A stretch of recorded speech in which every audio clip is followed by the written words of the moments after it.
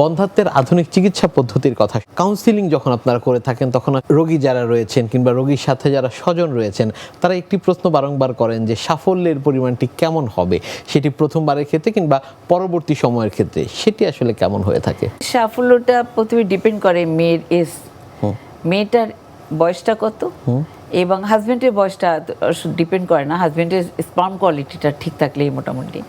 কিন্তু আমরা যেটার প্রবলেম হয় মেয়েটার বিয়ে, কারণ মেয়ের যত বয়স বাড়বে তত ডিমের থলি ডিম কমতে থাকবে এবং এই ডিমের রিজার্ভ কমে, আরেকটি ইউট্রাসের ডিজিজ এসে যায়।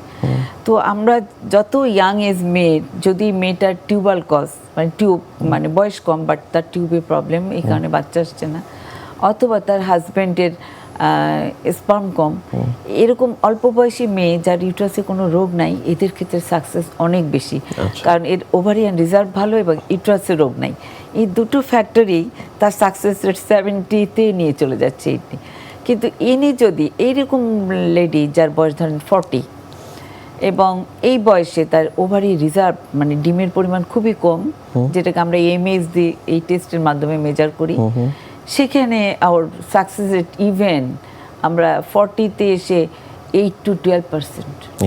ইমাজিন করেন যে যে ডিম কমে গেছে এবং যে ডিমের কোয়ালিটি, যে ডিমগুলো থাকে, that quality is not good, মানে খুব যে ভালো আমি ভ্রূণ পাবো না।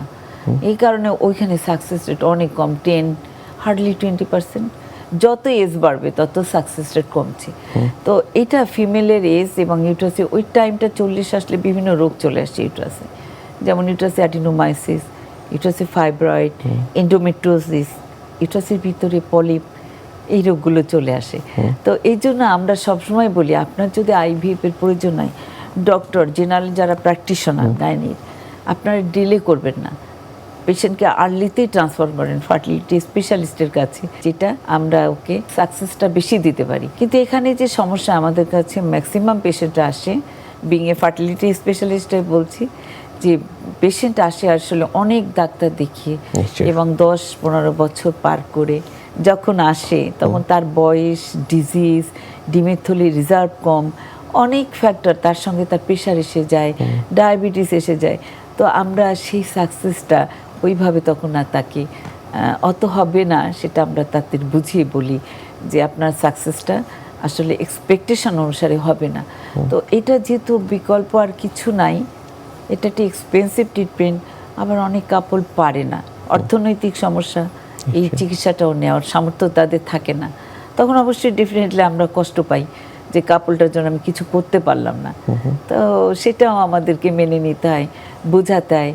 আবার যখন মনে করেন এত কিছুর পরেও, এত বিশাল একটা খরচ হওয়ার পরেও যখন জানি আমার সাকসেস, মনে করেন ওর বয়স বেশি, বললাম যে 20% সাকসেস, কিন্তু যখন ওর নেগেটিভ রেজাল্ট আসে তখন আমাদের আগে যত কথা না বলেছি তার সঙ্গে, তার থেকে অনেক বেশি কথা তার দুঃখের দিনে আমাদের সঙ্গে অনেক কথা তাকে বোঝাতে হয়, তাকে সাপোর্ট দিতে হয় এবং তাকে আমি আরও কি করতে পারি তার জন্য সেই বিষয়ে তাকে অ্যাসিওর করা হয়।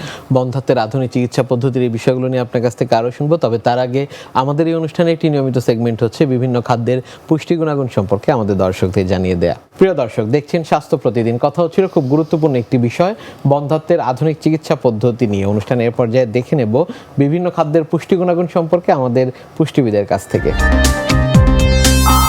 পিসিওএস বা পলিসিস্টিক ওভারিয়ান সিনড্রোম, এটি যে কোনো বয়সের মেয়েদের মধ্যে হতে পারে, হরমোনাল জনিত একটা সমস্যা। এটা সাধারণত দেখা যায় যে যখন কোনো একটা মেয়ের প্রথম পিরিয়ড হয় তখন থেকেই কিন্তু তাকে একটু সচেতন থাকতে হয়, যাতে তার এই পিসিওএসটা আসছে কি না সেটা তাকে একটু খেয়াল রাখতে হবে।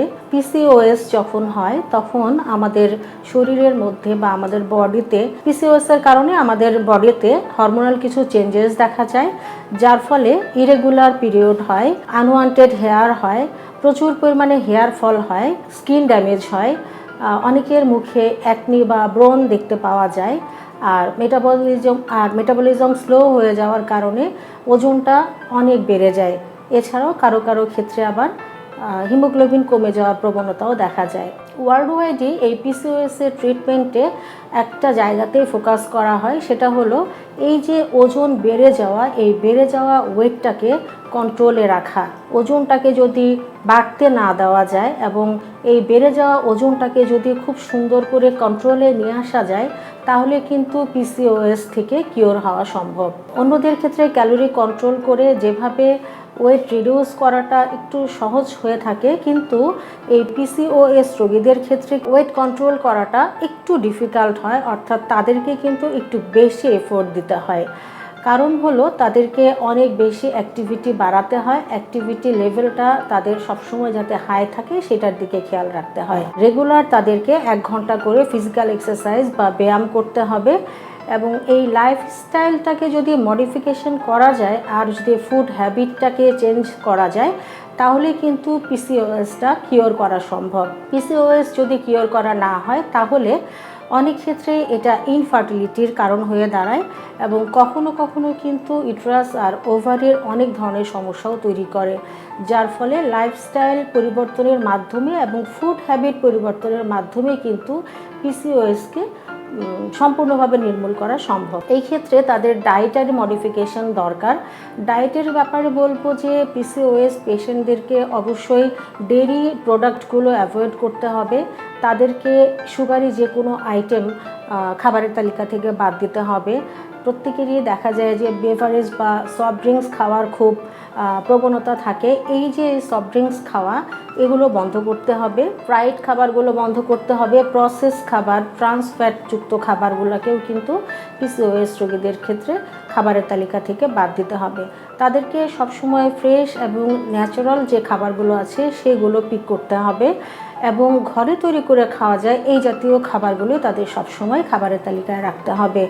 ফ্রেশ ভেজিটেবলের মধ্যে ব্রকোলি তাদের জন্য খুব ভালো হবে এবং ওমেগা 3 যুক্ত যে খাবারগুলো সেগুলোও কিন্তু তাদেরকে বা গুড ফ্যাট যেগুলো আমরা বলি সেগুলো তাদেরকে তাদের খাবারের তালিকায় ইনক্লুড করতে হবে। একই সাথে পর্যাপ্ত পরিমাণে ঘুমাতে হবে 7 থেকে 8 ঘন্টা এবং সঠিক মাত্রায় পানি পান করতে হবে আর ফিজিক্যাল এক্সারসাইজ তো করতেই হবে। এইভাবে যদি লাইফস্টাইলের পরিবর্তন করা যায় এবং যদি ফুড হ্যাবিটটাকেও পরিবর্তন করা যায়, তাহলে পিসিওএস রোগটা থেকে ভালো থাকা যায়।